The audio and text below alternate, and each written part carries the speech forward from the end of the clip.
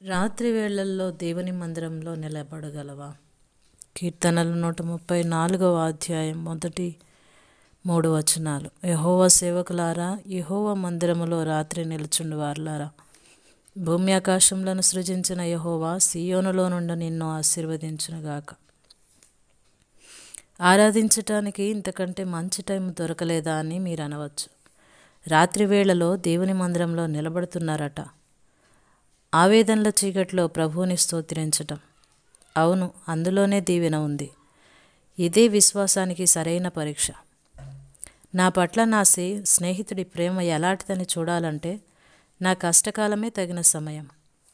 దేవుని ప్రేమ విషయం కూడా అంతే. వాతావరణం నిర్మలంగా ఉన్నవేళ, చెట్లన్నీ చిగిర్చి పండ్లతో నిండి ఉన్నవేళ, గాలంతా ఆనందగానాలతో నిండి ఉన్నవేళ దేవుణ్ణి పూజించడం తేలికే. చెట్లు వాడిపోయి పాటలు ఆగిపోయినప్పుడు కూడా నా హృదయం అలానే దేవుని స్తుతించగలదా? రాత్రి వేళల్లో నేను దేవుని మందిరంలో నిలబడగలనా? ఆయన కల్పించిన రాత్రిలో ఆయనపై ప్రేమను నిలుపుకోగలనా? గెత్సెమనే తోటలో గంటసేపు నిలిచి ఆయన కోసం కనిపెట్టగలనా? కల్వరిదారిలో ఆయన సిలువ మోయటానికి సహాయపడగలనా? మరియా, యోహానుల్లాగా ఆయన అంతిమ క్షణాల్లో ఆయన చెంత నిలబడగలనా? క్రీస్తు శరీరం గురించి నికోదేములాగా శ్రద్ధ వహించగలనా? అప్పుడే నా ఆరాధన సంపూర్ణం, నా దీవెన ఫలభరితం. ఆయన అవమానాలు పొందుతుండగా ఆయనపై నా ప్రేమ నిలిచి ఉంది. ఆయన నికృష్ట స్థితిలో ఉండగా నా విశ్వాసం ఆయనపై కేంద్రీకృతమైంది. ఆయన మారువేషంలో ఉండగా నా హృదయం ఆయన రాజరికాన్ని గుర్తించింది.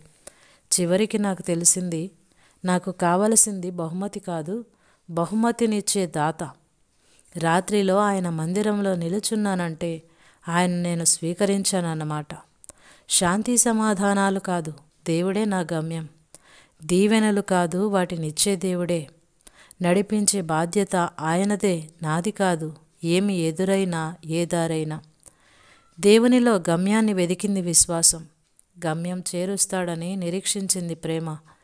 నా విన్నపాల్ని అంగీకరించి నడిపించాడు ఆయనే కడదాకా. చీకటిదారైనా, భారమైనా, దూరమైనా, చెల్లించవలసిన ధర ఎంతైనా గమ్యాన్ని నేనెలా చేరగలనో నేర్పాడు. ఆ దారి ఇరుకైన తిన్నని దారి. ఆయన అడిగిన దానిని కాదనలేను. ఆయన చెంతకి చేరక ఉండలేను. అనుదినం నా ప్రభువుకే ఘనత. ఆ ఘనతలోనే నా జీవన ఫలం.